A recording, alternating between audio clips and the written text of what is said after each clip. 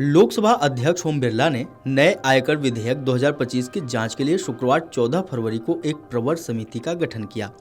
भाजपा के वरिष्ठ नेता और ओडिशा के केंद्रपाड़ा से सांसद बैजयंत पांडा को 31 सदस्यीय समिति का अध्यक्ष नियुक्त किया गया है। यह समिति बिल के प्रावधान और कानून में होने वाले बदलावों की जाँच करेगी।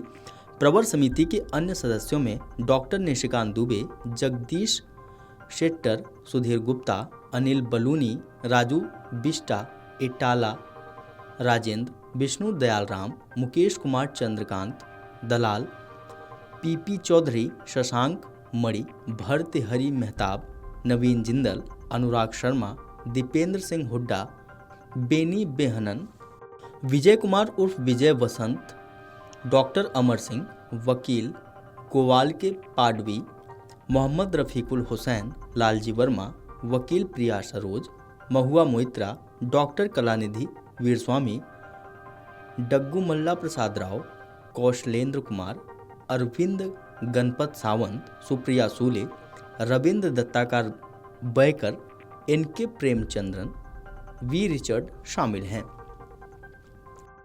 आपको बता दें कि नए आयकर विधेयक में कर निर्धारण और वित्तीय वर्ष जैसी शब्दावली को आसानी से समझ में आने वाले कर वर्ष से बदला गया है।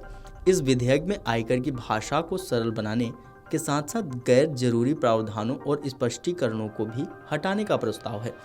नया विधेयक 622 पन्नों का है और इसमें 536 धाराएं, 23 अध्याय और 16 अनुसूचियां हैं।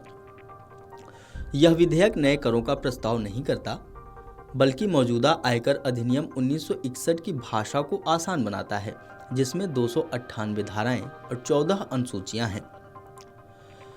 नए आयकर विधेयक की बड़ी बातों पर गौर करें तो आयकर से जुड़े विवादों से निजात दिलाना, वर्तमान कानून की तुलना में संक्षिप्त व सरल करना, कर निर्धारण वर्ष की जगह कर वर्ष, आयकर स्लैब में संशोधन, अपडेटेड आयकर रिटर्न दाखिल करने की समय सीमा, आभासी डिजिटल परिसंपत्तियों से जुड़े प्रावधान, गैर लाभकारी संगठनों के लिए अधिक विस्तृत प्रावधान, स्टार्टअप और डिजिटल व्यवसायों के लिए कर छूट का प्रस्ताव, आयकर की दरों और स्टैंडर्ड डिडक्शन में बदलाव नहीं, सीवीडीटी का अधिकार बढ़ाना, डेट म्यूचुअल फंड में निवेश महंगा, पेंशन, एनपीएस और बीमा पर छूट जारी रहना, कृषि से आमदनी पर छूट और ई-केवाईसी अनिवार्य करने जैसी बड़ी बातें शामिल हैं। वित्त मंत्री निर्मला सीतारमण ने गुरुवार 13 फरवरी को लोकसभा में आयकर विधेयक 2025 पेश किया। बहुप्रतीक्षित नया आयकर विधेयक संसद से पास होने के बाद 63 साल पुराने आयकर अधिनियम 1961 की जगह लेगा। वित्त मंत्री ने स्पीकर ओम बिरला से इसे सिलेक्ट कमेटी को भेजने का आग्रह किया। सिलेक्ट कमेटी अगले सत्र तक इसकी रिपोर्ट सौंपेगी। नए आयकर बिल की सरल भाषा से आयकर से जुड़े विवादों को कम करने में मदद मिलेगी। इससे करदाताओं और कर विभाग दोनों को समान रूप से लाभ होगा। वित्त विभाग के करीब 150 अफसरों की कमेटी ने मिलकर नए आयकर विधेयक को तैयार किया है। नए बिल को तैयार करने में करीब 60,000 से ज़्यादा घंटे लगे हैं।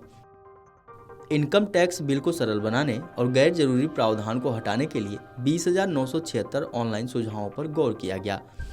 इस बिल में इस्तेमाल की गई भाषा मौजूदा अधिनियमों की तुलना में सरल है, जिसे समझना कभी कभी मुश्किल हो जाता है और कभी कभी एक ही चीज़ की अलग अलग व्याख्याएं होने लगती हैं। नए कानून के अमल में आने के बाद इससे बहुत हद तक निजात मिलेगी। Video desk अमरउजाला.com। अमर उजाला जीवांजलि के सारथी की मदद लें और महाकुंभ में स्नान जरूर करें।